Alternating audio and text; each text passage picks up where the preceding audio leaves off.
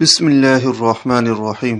السلام علیکم ورحمۃ اللہ وبرکاتہ۔ آج کی اس ویڈیو میں تسخیر کا ایک عمل بتاتا ہوں، بہت ہی لاجواب عمل ہے۔ اللہ پاک کے صفتی نام ہے یا جلیلو یا کریمو۔ لوگوں پر اپنا رعب قائم کرنے کے لیے ان اسماء کو ہر فرض نماز کے بعد 609 مرتبہ پڑھنے کا معمول رکھیں۔ اول آخر 11 مرتبہ درود شریف پڑھیں۔ اگر ان اسماء کا نقش یعنی جو نقش آپ اپنے موبائل کی اسکرین پر دیکھ رہے ہیں لکھ کر گلے میں ڈالیں اور پابندی کے ساتھ مذکورہ تعداد میں ان اسماء کا ورد رکھیں تو دیکھنے والے مرعوب ہوں گے اور عامل کی ہیبت سب پر قائم ہوگی۔ انسانوں کے ساتھ ساتھ دوسری مخلوقات بھی اس عامل سے مرعوب رہیں گی اور جنات بھی اس عامل کا سامنا نہیں کر پائیں گے۔ جو ملے گا عزت کرے گا اور عامل مقبولیت عامہ سے ہمیشہ سرفراز رہے گا۔ اگر کسی شخص کے دل میں اضطراب ہو، بے چینی رہتی ہو، غمگین رہتا ہو وہ، تو اس سے نجات پانے کے لیے ہر فرض نماز کے بعد یا جلیلو یا کریمو 700 مرتبہ 21 دن تک پڑھیں۔ انشاءاللہ دل کو سکون ملے گا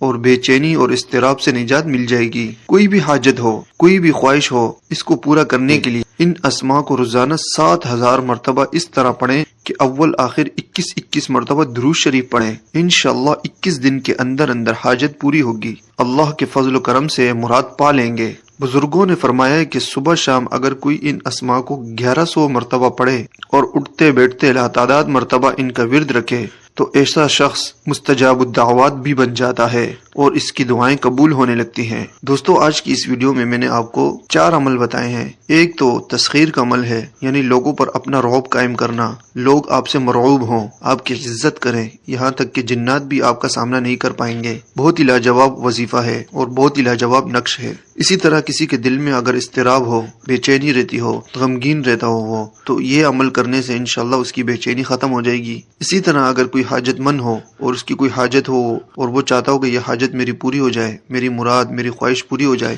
تو اللہ کے فضل و کرم سے اس کی خواہش بھی پوری ہوگی۔ اور چوتھا عمل میں نے جو یہ بتایا ہے، کوئی چاہتا ہے کہ میری دعائیں قبول ہوں تو اس عمل کے کرنے سے اللہ پاک اس کی دعائیں قبول کرے گا۔ دیکھیں 4 عمل بتائے ہیں اور چاروں کا طریقہ الگ الگ بتایا ہے اور سب میں جو ہے نقش آپ اپنے پاس رکھیں۔ ہر عمل کے کرنے سے آپ کو فائدہ ہوگا اور نقش بھی جو ہے اپنے پاس رکھیں۔ انشاءاللہ اللہ آپ کو چاروں کے چاروں عملوں میں سے کوئی بھی عمل آپ کرنا چاہیں گے اس میں کامیابی عطا کریں گے۔